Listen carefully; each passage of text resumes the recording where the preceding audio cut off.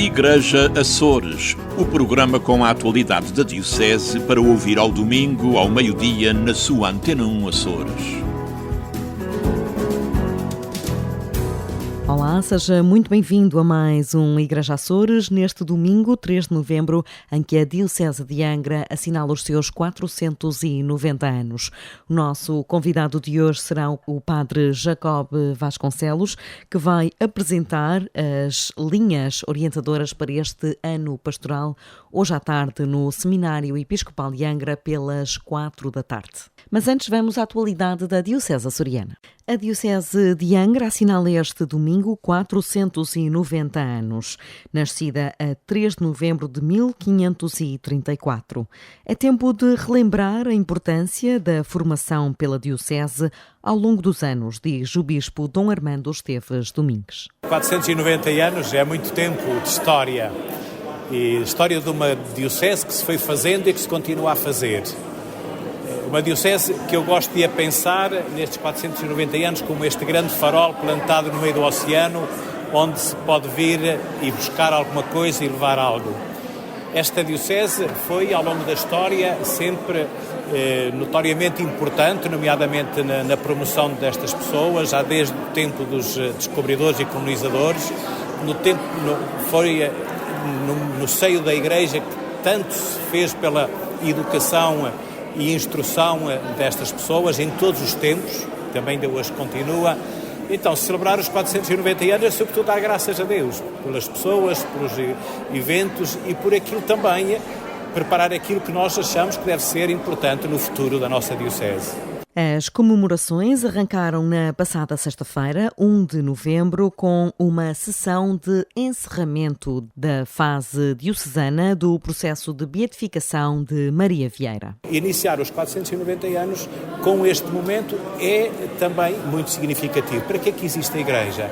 Existe para nos convidar a olhar a Jesus Cristo, que é o Santo dos Santos, para nos reunirmos também como povo santo de Deus e cada vez mais caminharmos nesta espécie de santidade coletiva que hoje tão precisa é para o mundo. Se dela pudéssemos tirar um ou outro exemplo, era sobretudo que a violência não tem que trazer necessariamente violência. Não é? Que há tradição, há quem testemunhe que ela terá ainda dito não lhe faça mal que eu perdoe-lhe. Não está provado.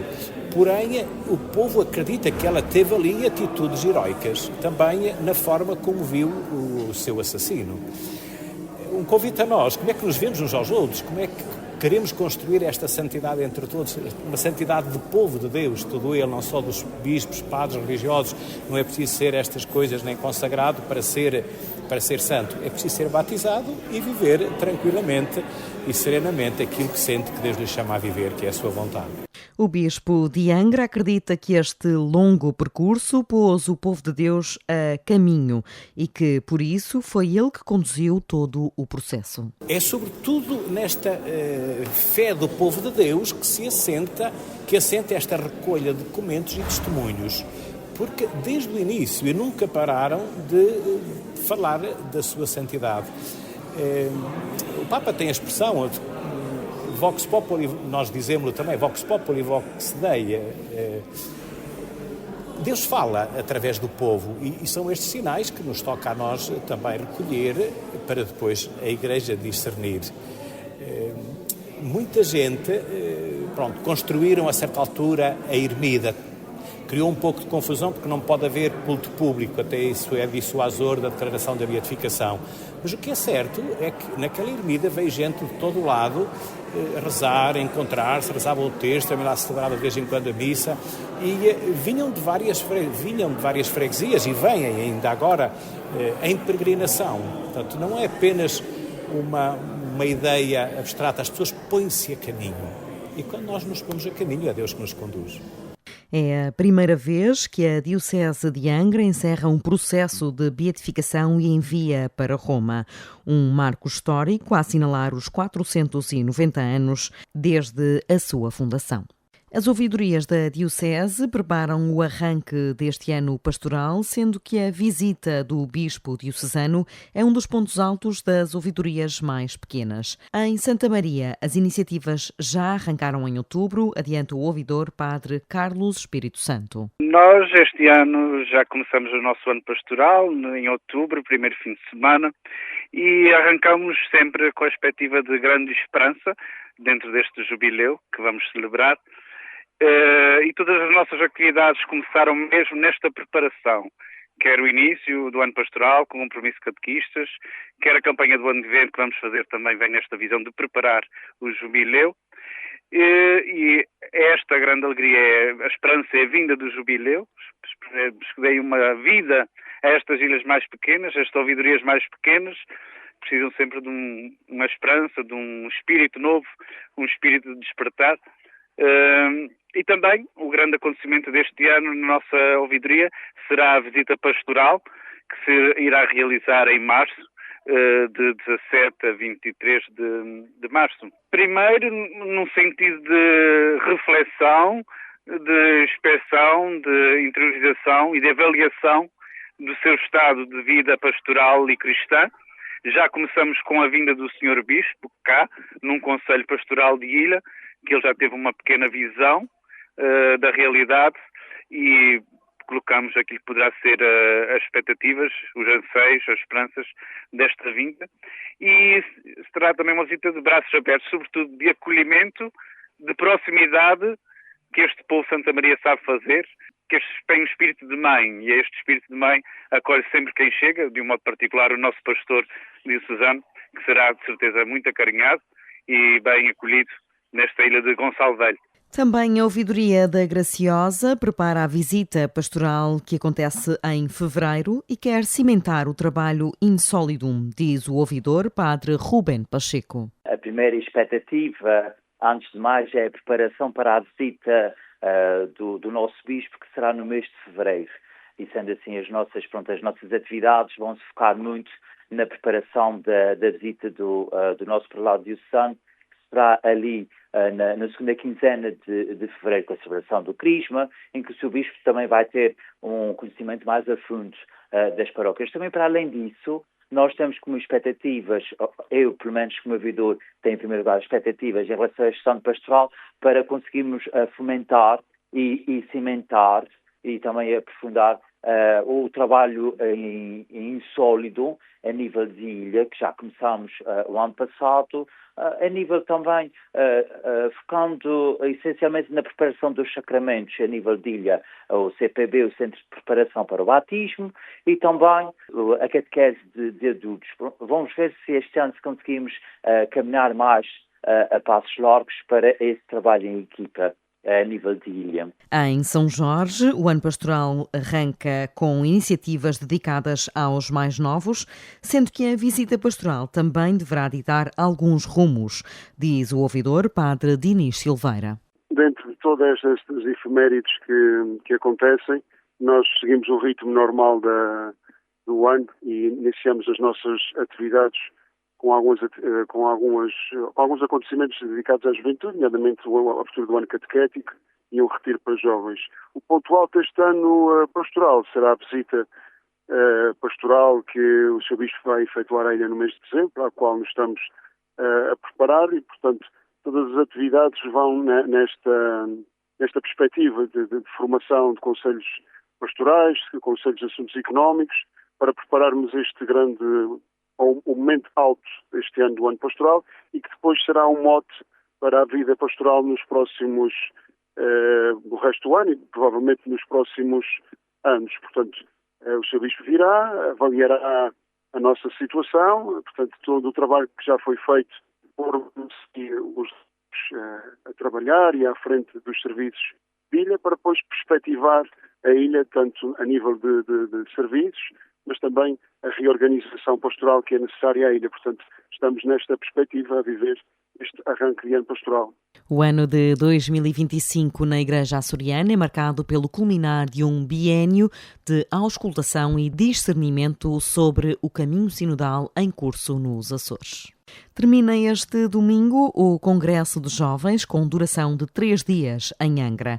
No encontro estiveram jovens de grande parte das ouvidorias da Diocese. Para o padre João da Ponte, da equipa da Pastoral Juvenil, não há respostas definitivas, há sempre caminho. Nós temos vários trabalhos de reflexão acerca de questões que foram colocadas às ouvidorias, aos grupos de jovens de cada ouvidoria e a ouvidoria em geral, né? Pediu-se aos assistentes da Pastoral Juvenil de cada ouvidoria que tentasse trabalhar com os seus jovens aquelas questões para nós vermos quais são as necessidades dos jovens da nossa diocese, né? O que é que eles precisam, eles próprios também nos ajudarem a refletir porque é que alguns jovens se afastam da igreja, quais são as propostas que querem lançar para este caminho sinodal, né? Como é que nós poderemos caminhar em conjuntos segundo aquilo que o Espírito Santo nos vai propondo, né? Daí esta reflexão conjunta enquanto equipa do Serviço Diocesano à Juventude. Não queremos impor nada, mas queremos que seja um caminho segundo aquilo que Deus nos propõe. Daí essa reflexão com todos os jovens da nossa diocese, embora sabemos que pelo fato de vivermos em ilhas é sempre tudo muito, muito limitado, mas o caminho também não é para se esgotar agora. Queremos que seja mesmo esse caminho, né? Continuarmos a caminhar e aquilo que é resposta hoje pode não ser resposta daqui a uns anos, daqui a uns tempos, né? E termos esta capacidade de reavaliar, de reaprender, né? Porque estamos sempre a crescer, estamos sempre a abrir o nosso coração ao novo e para o novo surgir. Muitas vezes, o velho tem de ficar para trás. Para o sacerdote, o facto da Igreja perder muitos jovens entre os 20 e os 30 anos tem muitas motivações. Eu acho que podem ser várias coisas. Podemos não estar a dar continuidade, né, a este caminho, e daí esta reflexão, né, para vermos o que é que está a falhar, né, o que é que nós não estamos a fazer bem, né, e o que se está a fazer bem tentar intensificar. Né. Ainda ontem, na partilha ao questionário online, uma das jovens, que é ucraniana, ela dizia exatamente isto, que a catequese familiar na Ucrânia é fundamental. Né. E nós tivemos experiências, pelo menos em São Miguel, na ilha de São Miguel, tivemos experiências da catequese familiar na Lagoa e na povoação, e vimos que é diferente quando os pais se envolvem e os próprios pais se abrem a uma reaprendizagem e partilham com a vontade, partilham aquilo que vão sentindo. Depois é totalmente diferente o caminho que se vai fazendo com as crianças. Realmente eu acho que hoje em dia há a capacidade de nós termos uma maior consciência deste caminho que estamos a fazer. Né? É certo, já não somos muitos, mas o fermento que se vai conseguindo é um fermento muito mais consciente e que poderá ir ajudando, não digo a grande massa, mas poderá ir ajudando nos vários campos, né? Do mundo, da comunidade, da sociedade, dos ambientes de trabalho. Né? Gisela Batista, responsável pela Pastoral Juvenil, adianta que as preocupações dos jovens em 2017 são muito semelhantes às de hoje, mesmo tendo o seu contexto mudado bastante. E a nossa forma de atuar tem que ser diferente. É engraçado porque, embora as circunstâncias sejam diferentes, e ontem já começamos a ver isso com as conclusões do questionário, o que os jovens, algumas características que os jovens tinham num questionário que tinha sido feito em 2017 são as mesmas com aqueles que se caracterizam hoje.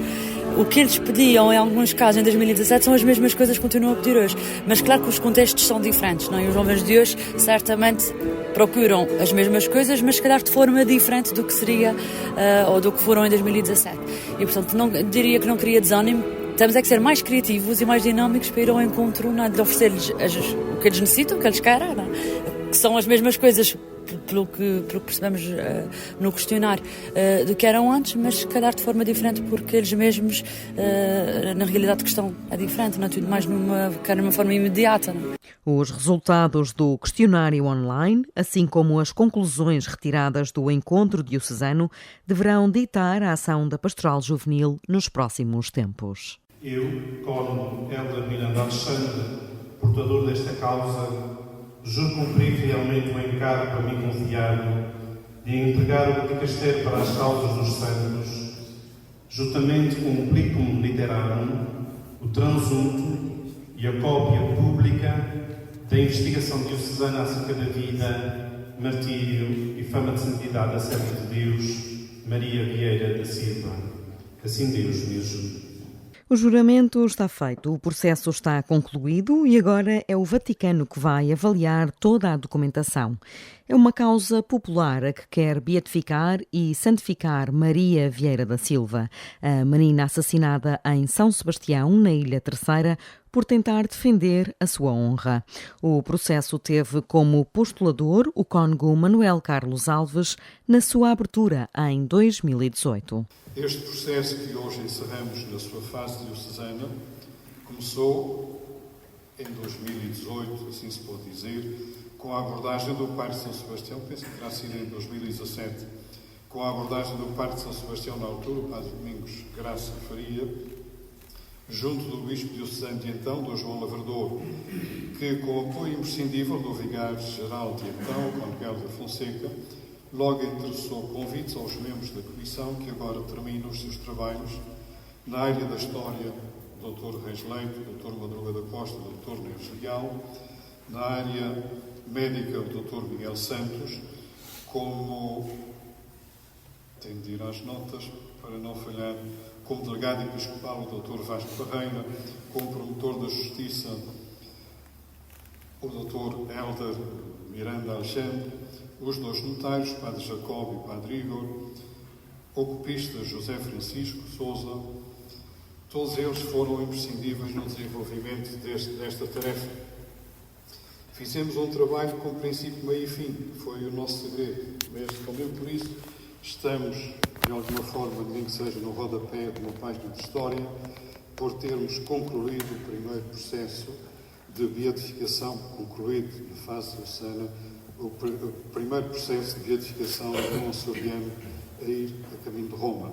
Um processo cuja cronologia foi explicada na sessão de clausura pelo canonista cônego Hélder Miranda Alexandre, portador do processo. Após um longo trabalho de auscultação das testemunhas na Diocese e na Diáspora, aquelas que ainda estavam vivas, e um rigoroso trabalho da Comissão Histórica, incluindo a necessária recolha de fundos por parte da respectiva Comissão Paroquial, procedeu-se à organização de todos os autos recolhidos, seguindo-se a certificação de ausência de culto público em julho deste ano.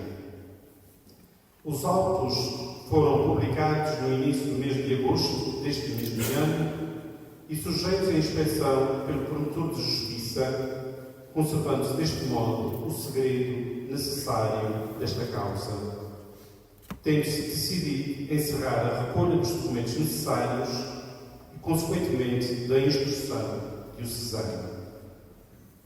Finalmente, agendou-se a conclusão do processo para este dia solene de Todos os Santos, na feliz coincidência com as comemorações do aniversário da nossa Diocese, 490 anos.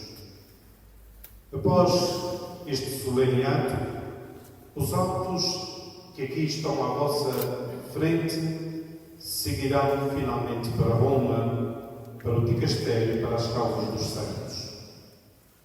Termina aqui uma fase importante deste caminho em ordem à beatificação de Maria Vieira da Silva. O processo contou também com uma comissão histórica liderada por Ricardo Madruga da Costa, por Guilherme Reis Leite e por António Neves Leal. Está em causa essencialmente o processo judicial sobre o crime de homicídio praticado por José Gaetano do Campo, conhecido por José Quinteiro, de que foi vítima Maria Vieira da Silva. Relativamente aos livros produzidos pelo Dr. António Neves Leal, o autor desenvolveu extensa informação sobre o crime, explicitando também uma visão de contexto religioso e social da época de 40, com alusões a Fátima, dando também detalhada conta da crescente afluência de cristãos junto ao local do crime, visando o culto de Maria Vieira. A sessão de 1 de novembro na Matriz de São Sebastião contou, para além dos aspectos formais, com o juramento de todos os intervenientes, autoridade eclesiástica, bispo, postulador, promotor de justiça, delegado diocesano e notários, e uma conferência de Ricardo Madruga da Costa, membro da Comissão Histórica, que explicou a compilação dos dados do processo, sobretudo no que se referiu aos documentos que permitem a reconstituição dos factos. Entre Vistas, com o padre Teodoro Medeiros.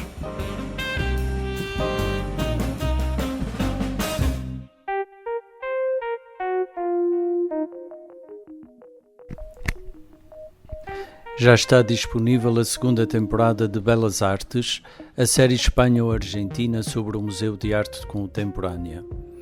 O cotidiano do museu, sobretudo do seu diretor António Dumas, continua a ser a pedra de toque para esta série cómica. São-nos finalmente dadas a ver as pinturas que o seu vizinho de apartamento quer expor no museu. São todos muito feios e incluem figuras notáveis como o Rambo e a Madonna. Dumas é entrevistado por uma revista e recusa tirar fotografias, até que lhe dizem que rendem 4.000 euros.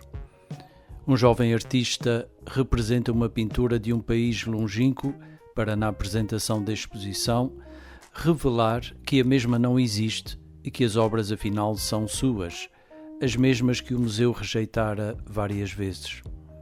Uma artista faz uma performance em que esbofeteia alguém da assistência e é mesmo detida quando se preparava para destruir um valioso quadro.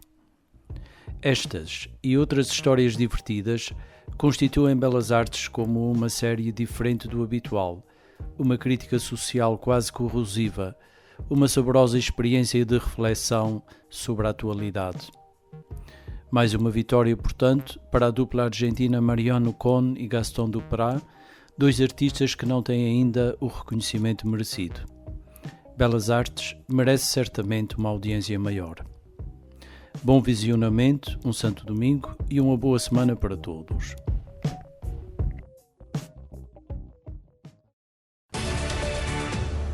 E nesta edição do Igreja Açores, neste domingo em que arranca o ano pastoral na Diocese de Angra, é nosso convidado o padre Jacob Vasconcelos, ouvidor da Ouvidoria de Angra e também diretor do Serviço Diocesano de Coordenação Pastoral. É ele que vai ser uma espécie de porta-voz desta abertura do ano letivo nesta cerimónia que acontece esta tarde, pelas 16 horas, no Seminário Episcopal de Angra. Vai dar voz então a este plano pastoral para o novo ano pastoral. Jacob, quais são essas linhas pastorais para 2024-2025?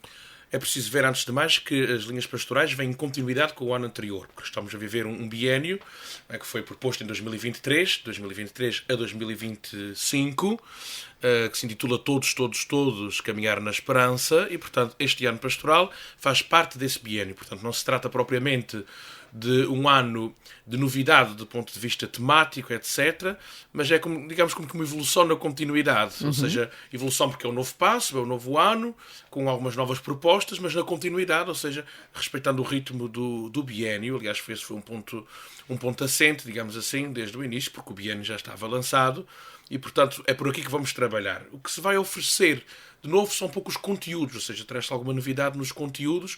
Portanto, o próprio subsídio, o próprio caderno que vai ser, digamos assim, oferecido aos conselhos pastorais, aos párocos, aos serviços, etc., não traz propriamente diretrizes novas que colidam, digamos assim, com as do ano anterior. Não.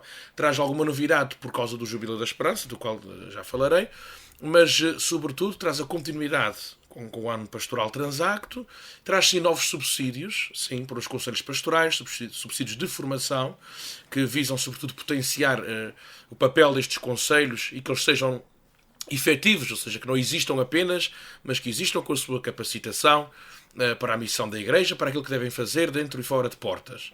Portanto, isso é um dos pontos, digamos assim. Claro que este ano pastoral, a nível da Igreja Universal, tem uma tónica, que é que eu falava há pouco, que não podemos fugir de forma nenhuma, que é do jubileu, não é? do Ano Santo da Esperança. E há uma secção que foi preparada pela comissão que está a organizar o jubileu a nível diocesano, que está a organizar e a propor atividades para esse ano, e que, portanto, que fundamenta tudo aquilo que é proposto, depois com propostas já concretas, ou seja, não é algo abstrato, nada muito longe disso, é um bloco, na minha opinião, muito, muito válido, que o subsídio vai trazer, mas que tem em conta este ano pastoral que inclui o Jubileu da Esperança, ou seja, é um elemento que não estava presente no ano passado, mas está presente neste ano, porque nós estamos em comunhão com a Igreja Universal e o Jubileu é para toda a Igreja. E já podemos adiantar algumas dessas iniciativas? Sim, portanto, estão previstas iniciativas, como nós dizemos assim na teologia clássica, à dintra e à destra, ou seja, um pouco para dentro e para fora. Para dentro estão pensados vários jubileus mensais, por exemplo, um jubileu para os catequistas, um jubileu daqueles que estão ligados à pastoral litúrgica, por exemplo, ou que estão ligados aos serviços mais ligados à área social. Portanto, há uma série de jubileus, agora para estar a elencar um a um, talvez fosse um pouco fastidioso, mas o que é certo é que em cada mês propõe-se um jubileu, por vezes até em ligação ao mês e às tradições desse mês. Estou a lembrar que o jubileu dos coros, etc., filarmónicas, está ligado a Santa Cecília, o mês de novembro, pronto, porque é um mês que naturalmente já há algumas iniciativas em algumas ilhas, em algumas ouvidorias. Pronto, isto no ad intra, digamos assim. Há jubileus, digamos assim, para diversas vertentes da missão da Igreja. E que serão assinalados por toda a Diocese. Sim, ou seja, isto é proposto, não é imposto, é proposto para depois ser vivenciado no concreto da nossa Diocese. Nas ilhas maiores, lá está, isto depois caberá um diálogo que deve haver entre as ouvidorias e os serviços diocesanos, etc. E a própria comissão, se necessário, para ajudar a orientar. Mas depois tudo isto se vai desenrolar no concreto, ou seja, não é dizer que, por exemplo, o jubileu dos catequistas, vou dar o exemplo dos catequistas como sou diretor da catequese, será proposto, não é, para o mês de fevereiro, neste caso, mas não acontecerá naturalmente só na terceira, as outras ilhas também o farão, na data que encontrarem como sendo a mais conveniente. Isto na parte ad intra. Na parte ad destra há um ciclo de conferências que está a ser mais trabalhado pelo Instituto Católico de Cultura, em ligação com as ouvidorias, ou com os serviços, ou com os lugares onde elas vão acontecer. E é um ciclo muito interessante que vai percorrendo várias ilhas e vai também lançando para o mundo o jubileu e para fora de portas, para fora da Igreja, indo a ambientes e a espaços que não são os nossos, não são propriamente os nossos espaços, os nossos centros pastorais, as nossas igrejas. Lança o jubileu para o mundo. Portanto, penso que há aqui um equilíbrio bonito, que não quer deixar ninguém de fora, não é? Quer estar atento aos que estão ligados mais diretamente, os grupos, os movimentos, os serviços, os ditos cristãos mais comprometidos com a vida das comunidades, mas que também não esquece aqueles que fora de portas também são nossos irmãos e irmãs. Como é que vais lendo? Já temos sinais deste jubileu pela Diocese e pela vida da Diocese? Já se vão notando alguns sinais, até porque, embora o próprio subsídio só vai sair agora pelas circunstâncias do tempo e que este ano foram as que foram, mas vê-se que alguns lugares já estão a organizar-se com algumas iniciativas. Aliás, a própria comissão que está a organizar o jubileu depois já vai concretizando um pouco com aqueles que vão pedindo colaboração ou que estão ligados à comissão, porque a comissão é feita de pessoas que estão noutros serviços também, não é? Muitas delas noutros serviços, noutras comissões, noutros espaços da Diocese. E depois já está a acontecer alguma preparação no concreto. Falo, por exemplo, na área da catequese, já se está a pensar alguma coisa, ainda não está tudo preparado, mas já começamos a pensar um pouco como é que vai ser o jubileu dos catequistas, e quem fala deste pode falar de outras iniciativas, como a Aldeia da Esperança em São Jorge, que sei que já estão a começar a concretizar algumas das orientações, das sugestões que foram dadas, e poderia falar de tantas outras iniciativas que já se vão concretizando, para não falar daquilo que vai acontecer no mundo das paróquias, porque lá está, isto também não nasce nem deve nascer tudo de cima, não é? Como a chuva também brota, e por exemplo há paróquias, ou grupos de paróquias, ou ouvidorias, que se vão já organizando, com peregrinações a Roma, com outro tipo de iniciativas, e pronto, tudo aquilo que é para bem e para o crescimento da Igreja e que nos leva a trabalhar em conjunto é útil e bom. Este documento, estas orientações que serão entregues a todos os conselhos pastorais da Diocese, receberão contributos de que pessoas, de que organismos? De muitos. É um caderno feito em muitas mãos, digamos assim. Em primeiro lugar, tem a contribuição do nosso bispo, em primeiro lugar. Depois uma pequena contribuição minha, que é mais de caráter metodológico, digamos assim, para auxiliar na utilização do próprio subsídio. Ou seja, orientar quem pega no Calcederno pela primeira vez, naturalmente que não está nem pode estar por dentro como quem esteve a concebê-lo e a organizá-lo. Portanto, é preciso haver uma linha metodológica. Pois os 3 grandes temas de formação para os conselhos pastorais ou assembleias, também há pouco não fiz bem isto, podem ser para os conselhos ou para assembleias mais alargadas. Imaginemos que um pároco, um conjunto de párocos, entende que é mais interessante, por exemplo, juntar mais pessoas e não ser apenas para os conselhos e abrir a toda a comunidade ou a todos os movimentos. Pronto, pode fazê-lo com estes temas formativos. Foram pensados inicialmente para os conselhos, mas também está prevista a sua abertura, digamos assim, a outros âmbitos.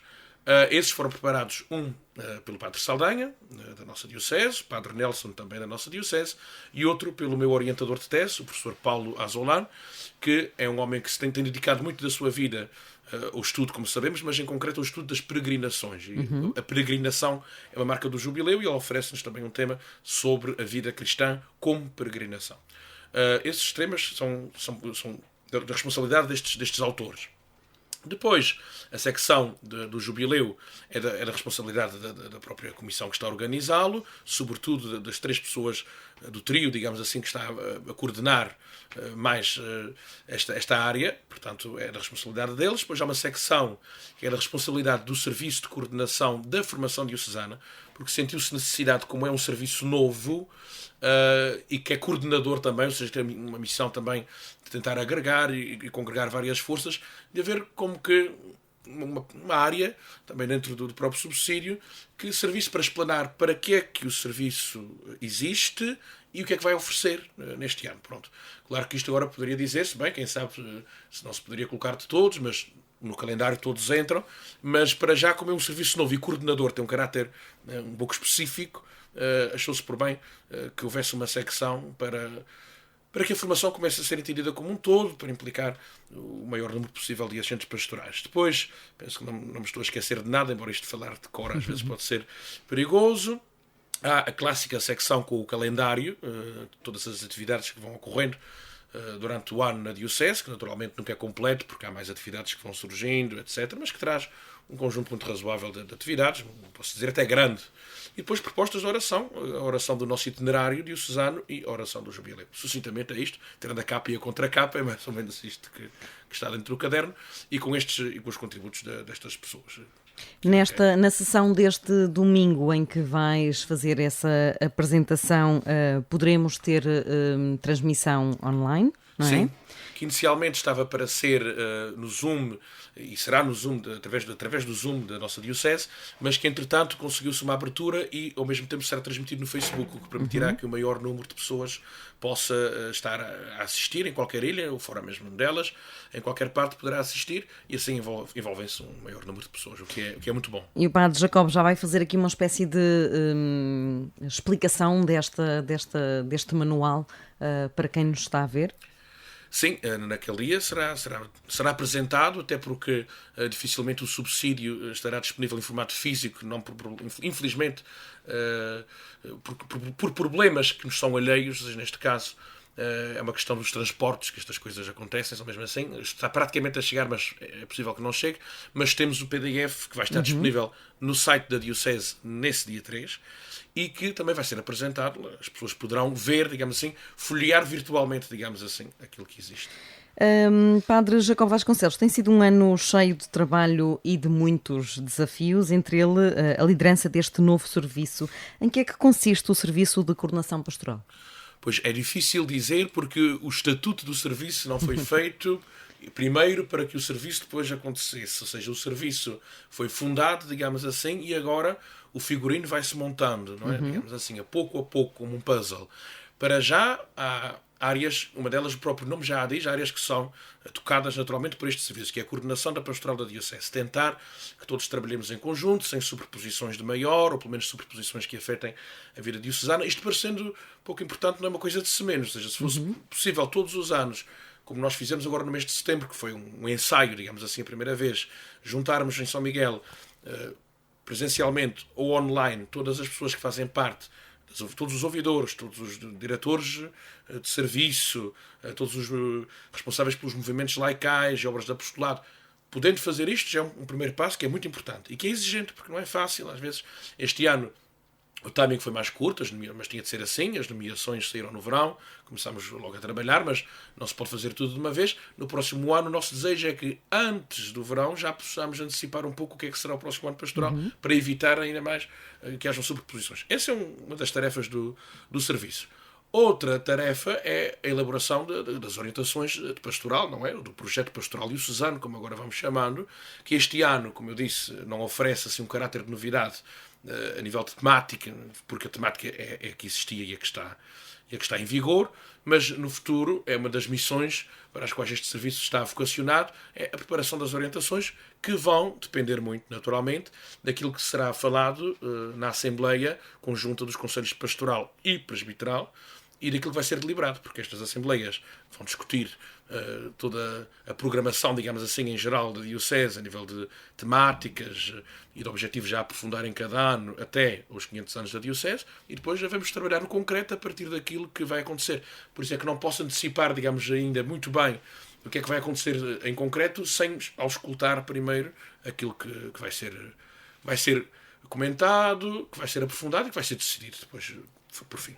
Mas têm recebido colaboração por parte dos serviços para esta, digamos que... Sim, a mobilização foi interessante. Por exemplo, foi interessante, embora este ano o tempo não tenha sido muito, a verdade é que apesar desse pouco tempo, houve muita gente que se empenhou, que já tentou, por exemplo, entregar as suas planificações a tempo.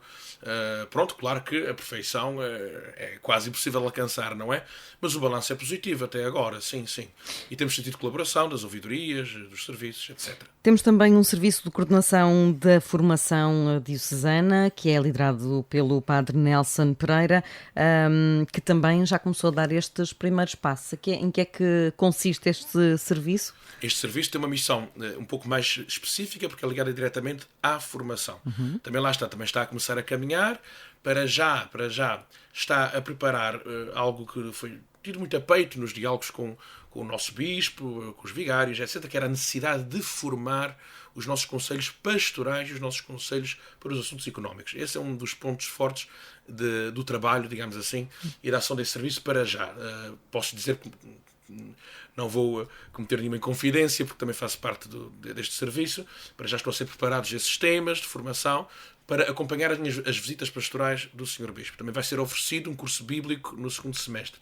E depois, mais do que oferecer, é como o próprio nome diz, é um serviço que se vai dedicar muito a coordenar, porque já existe muito e bom, não é? E no futuro poderá haver sempre mais, naturalmente, mas com coordenação, com ordem, e portanto é algo que no futuro penso que vai ser uma das apostas desse serviço, poder oferecer também sempre mais e mais formação laical, mas uma formação sistemática, orgânica. Por exemplo, há dioceses que têm, com muito fruto, montadas escolas de formação de leigos, por exemplo, como autênticos cursos básicos de teologia para pessoas que têm as suas ocupações profissionais, etc. Quem sabe, com a bolsa que nós temos de formadores, o nosso seminário, graças a Deus, tem muita gente formada e agora há que revocacionar estes professores, que ficaram muitos deles sem lecionar, e há outras pessoas também muito válidas para o fazer, para além dos professores do seminário. Haverá muito trabalho pela frente, mas lá está, são serviços a nascer. E temos ainda o Serviço Diocesano da Palavra e Apostolado Bíblico, que está neste momento também com formações bíblicas, não é? Sim, exatamente, que está a fazê-las. Também foi um serviço que é o mais recente, ainda mais recente do que o serviço da coordenação da pastoral diocesana e o da formação, é mais recente ainda, mas surge, lá está, é um serviço que surge. E eu gosto sempre que as coisas sejam entendidas assim. Não surge porque sim, não é apenas por um capricho ou por uma vontade, é como uma resposta a uma necessidade. Aliás, os serviços devem sempre existir em função das respostas e das necessidades.